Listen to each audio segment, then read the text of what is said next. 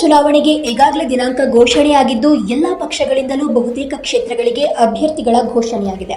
ಹಾಗೆಯೇ ಒಬ್ಬರ ಮೇಲೊಬ್ಬರು ಆರೋಪ ಪ್ರತ್ಯಾರೋಪಗಳನ್ನು ಮಾಡ್ತಾ ಇದ್ದಾರೆ.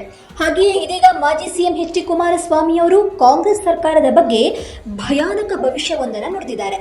ಹಾಗಾದ್ರೆ ಆ ಭವಿಷ್ಯ ಏನು ನೋಡೋಣ. ರಾಜ್ಯದಲ್ಲಿ ಕಾಂಗ್ರೆಸ್ ಸ್ವಂತ ಶಕ್ತಿಯಿಂದ ಅಧಿಕಾರಕ್ಕೆ ಬಂದಿಲ್ಲ, ಆಕಸ್ಮಿಕವಾಗಿ ಅಧಿಕಾರಕ್ಕೆ ಬಂದಿದೆ.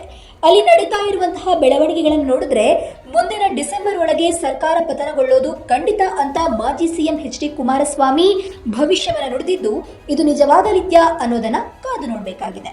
ಇನ್ನು ಮಂಡ್ಯದಲ್ಲಿ ಬಿಜೆಪಿ ಜೆಡಿಎಸ್ ಮುಖಂಡರ ಸಮನ್ವಯ ಸಭೆಯಲ್ಲಿ ಮಾತನಾಡಿರುವಂತಹ ಅವರು ಬಿಜೆಪಿ ಮತ್ತು ಜೆಡಿಎಸ್ ನಡುವಿನ ಪೈಪೋಟಿಯಲ್ಲಿ ರಾಜ್ಯದಲ್ಲಿ ಕಾಂಗ್ರೆಸ್ ಅಧಿಕಾರಕ್ಕೆ ಬರಲು ಸಾಧ್ಯವಾಯಿತು. ಲೋಕಸಭಾ ಅಖಾಡದಲ್ಲಿ 28 ಕ್ಷೇತ್ರಗಳಲ್ಲೂ ಮೈತ್ರಿ ಅಭ್ಯರ್ಥಿಗಳು ಗೆಲುವನ್ನು ಸಾಧಿಸಲಿದ್ದಾರೆ.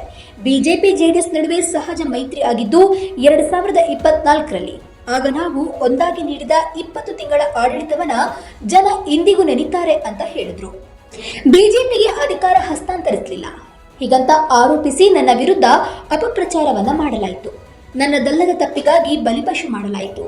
ಅಂದಿನಿಂದ ಇಂದಿನವರೆಗೆ 17 ವರ್ಷ ವನವಾಸವನ್ನ ಮಾಡಿದ್ದೇನೆ. ಪಕ್ಷವನ್ನ ಕಟ್ಟಲು ಒಬ್ಬಂಟಿಯಾಗಿ ಹೋರಾಟವನ್ನ ಮಾಡಿದ್ದೇನೆ. ಆದ್ರೆ ಯಶಸ್ಸು ಸಿಗಲಿಲ್ಲ ಅಂತ ಅಸಮಾಧಾನ ವ್ಯಕ್ತಪಡಿಸಿದ್ರು.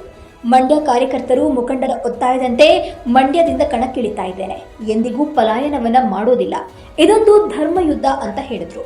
ಹಾಗಾದ್ರೆ ಎಚ್ ಡಿ ಕುಮಾರಸ್ವಾಮಿ ಅವರು ಕಾಂಗ್ರೆಸ್ ವಿರುದ್ಧ ನುಡಿದಿರುವಂತಹ ಈ ಭಯಾನಕ ಭವಿಷ್ಯ ನಿಜವಾಗಲಿದ್ಯಾ ಅನ್ನೋದನ್ನ ಕಾದು ನೋಡಬೇಕಾಗಿದೆ.